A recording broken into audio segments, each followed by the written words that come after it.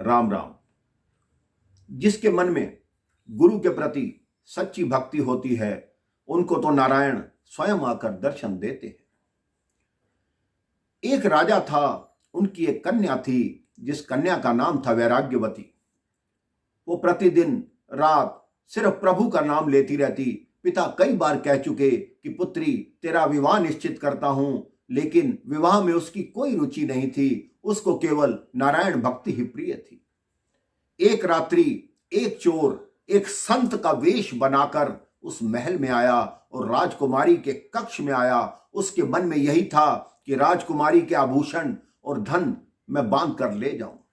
लेकिन जैसे ही वो राजकुमारी के कक्ष में आया, राजकुमारी जाग रही थी और नारायण की पूजा कर रही थी। जैसे ही संत को देखा, उसने चरण स्पर्श किए। उन्होंने कहा, कोई महान संत है जो इस समय मुझे दर्शन देने आए हैं। उसने कहा, प्रभु आप विराजमान होइए, मैं आपके लिए जल लाती हूं। उस कपटी साधु ने कहा, क्या तुमने दीक्षा ले रखी है? वैराग्यवती ने कहा, मैंने दीक्षा नहीं ली। तो साधु ने बोला, जिसने दीक्षा नहीं ली होती, मैं उसके हाथ का जल नहीं पीता। तो वैराग्यवती की आंखों से आंसू आ गए कि प्रभु बताइए, मैं आपकी सेवा कैसे करूं? तो उस कपटी साधु ने कहा, मैं तुम्हें दीक्षा दे सकता हूं। वैराग्यवती ने हाथ जोड़े, हाँ प्रभु मुझे दीक्षा दीजिए। वो साधु बोला, वो दीक्षा यहां नहीं होगी, महल से बाहर जाके देनी होगी। तो राजकुमारी तैयार हो गई। वो साधु बोला, अपने सारे आभूषण और धन उठा लो, तभी जाके दीक्षा दूंगा। वैराग्यवती ने वैसा ही किया जैसा उस कपटी साधु ने कहा था। वो साधु वैराग्यवती को एक घने जंगल में ले गया, एक पेड़ के पास खड़ा किया। उसके हाथ से वो पूरी पोटली ले ली और रस्सी से वैराग्यवती को बांध दिया और उसको बोला, ये तेरे गुरु का बंधन है। मैं 7 दिन ना आऊं, 4 दिन ना आऊं, तुम ऐसे ही रहना, बंधन मत खोलना, आकर मैं तुम्हें दीक्षा दूंगा। उस कन्या ने हाँ में सिर हिलाया और वो सारा धन संपदा आभूषण लेकर गायब हो गए। राजा ने सुबह देखा कि कक्ष में राजकुमारी नहीं है। खोजबीन शुरू हुई। राजा घोड़े पर सवार होकर सारे नगर में घूमा। घूमते घूमते उस जंगल में आया तो कन्या को बंधी हुई देखा। राजा ही जैसे खोलने गया, कन्या ने कहा, ठहरिए पिताजी, आप मुझे खोल नहीं सकते, ये मेरे गुरु का बंधन है, मेरे गुरु आकर ही खोलेंगे। राजा ने बहुत समझाने का प्रयास किया, लेकिन वो कन्या नहीं मानी। 2 दिन हो गए। उस कन्या को नारायण नारायण नारायण करते हुए भगवान विष्णु का सिंहासन डोल गया। उन्होंने नारद जी से कहा कि जाओ इस कन्या से पूछो इसके मन में क्या है। नारद जी नारायण नारायण करते उस कन्या के पास आए। नारद जी ने कहा, मुझे पहचानती हो? उन्होंने कहा, जी आपको पहचानती हूं, आप देव ऋषि नारद हैं, नारायण जी के भक्त हैं। नारद जी ने कहा, सबसे पहले मैं तुम्हारा ये बंधन खोलूंगा।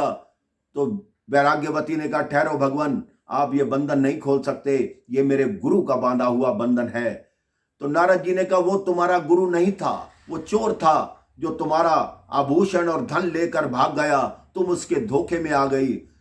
वैराग्यवती ने कहा, चाहे कुछ भी थे, लेकिन मेरे गुरु थे, उनके कारण ही, उनके बांधने के कारण ही आप यहां आए, आपने मुझे दर्शन दिए, ये तो मेरा सौभाग्य है।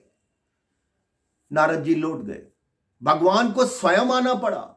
चतुर्भुजधारी भगवान विष्णु वहां उपस्थित हुए, प्रकट हुए। देवी वैराग्यवती को बोले कि मैं नारायण हूं। उन्होंने कहा, मैं आपका ही जाप करती हूं। नारायण ने कहा, मैं तुम्हारा बंधन खोलता हूं, क्योंकि वो तुम्हारा गुरु नहीं था, वो तो कपटी साधु था। तो फिर वैराग्यवती ने वही जवाब दिया, मेरे बंधन तो मेरे गुरु ही खोलेंगे, आप नहीं खोल सकते।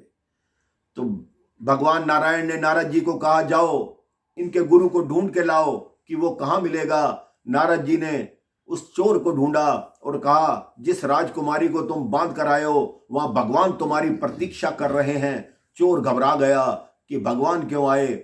जब उस जंगल में वो चोर पहुंचा, उसने जाकर उस कन्या के बंधन खोले।